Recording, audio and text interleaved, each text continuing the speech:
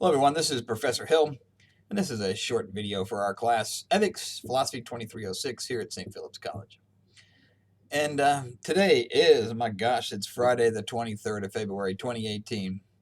We're at the end of week 6 here. We've got a case study due this Sunday night. And I got a question from one of the students about applying the lessons from Chapter 6 in our textbook, Doing Ethics by Louis Vaughn, into this particular case study. Now, this is a case study about the student's cartoon. And the reason that I wanted to tie this particular case study to this particular chapter is because it gives us a chance to look at one of the problems about applying natural law theory. One of the students said, look, I'm having trouble applying this to this particular case. What's going on here? So this is what I want you to do. I want you to think about this distinction between having a relativistic approach, an approach which says, listen, we got to look at the circumstances, the context, the relationships, what's happening.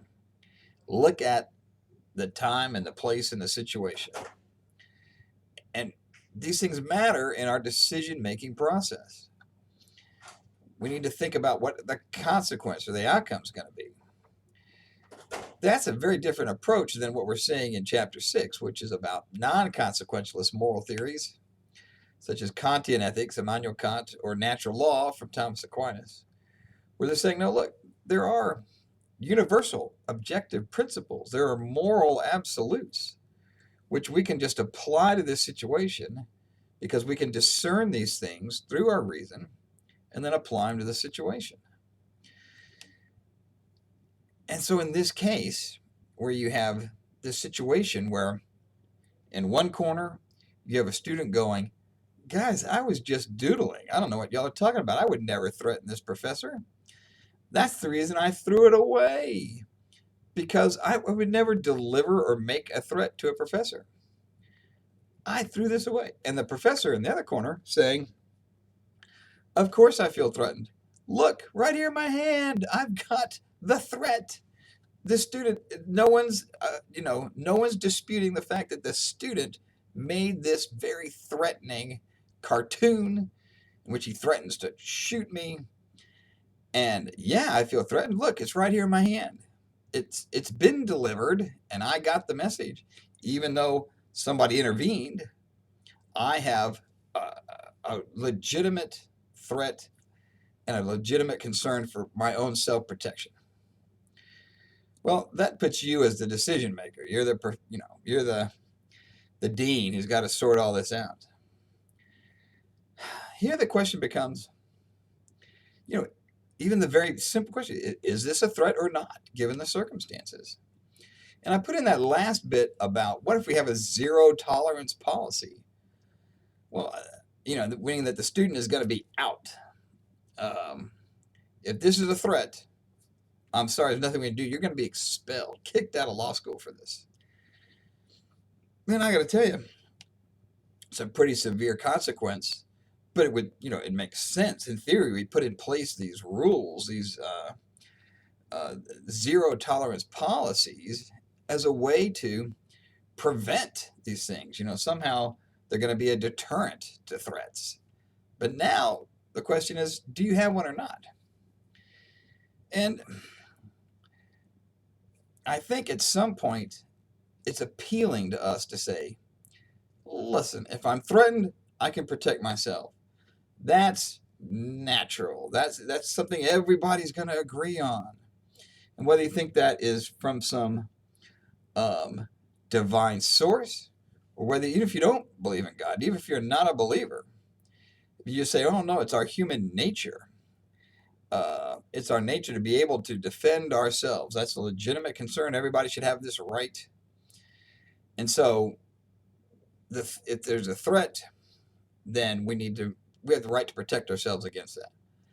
Well, that kind of universal law, that approach, that here's a law, apply it, and you'll get the obvious answer, it gets difficult in this case because you don't even know if there's a threat or not. Maybe there is, maybe there's not. There's good arguments on both sides about that.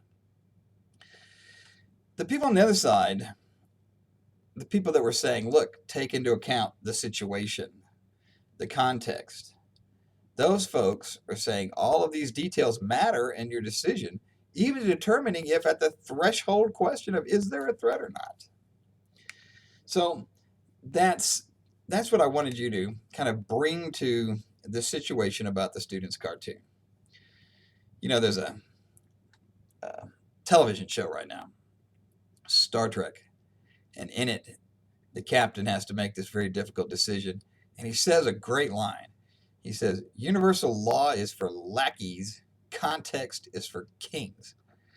And in this kind of very provocative, insulting way, the point he's making here about natural law approaches is that, listen, if there's just a rule and you apply it and you get the answer, anybody can do that. Computers can do that. He's saying context is for king. What he means there is, listen, we have to make difficult decisions. We need to weigh and balance factors. We have to take all this into our considered judgment. We have to look at outcomes because they matter. We have to consider, are there rules or principles that apply? And I think relativists would say that's all part of the situation.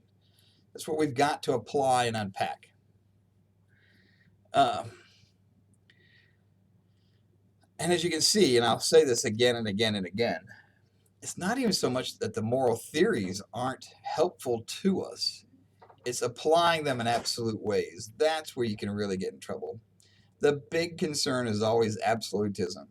You know, what he does a good job of in this book, Lewis Vaughn, is he takes any of these moral theories, describes what they are, and then he drives them to their extremes, and you can see how they kind of fall apart in these extreme situations. Here, the question is, the difficulty is even just applying it to the student's cartoon. Is it a threat? Is it not? You kind of got to start there and then let the consequences flow out of that. So whose story you're going to not just believe, because there's not a disagreement about the facts. It's about the interpretation. Do you believe the student's interpretation? I never met a threat. I didn't deliver it. How can I be threatening the professor? Or the professor's interpretation, which is, I have been threatened. It's right here in my freaking hand. And you need to do something about this. So good luck, Dean. You got to make a judgment call. You got to come up with something, sort it out, and write something for Sunday night. If you have more questions, though, feel free to write me. And I'm happy to write you back or to even do a short video on them. So again, good luck. Keep thinking. Take care. Bye-bye.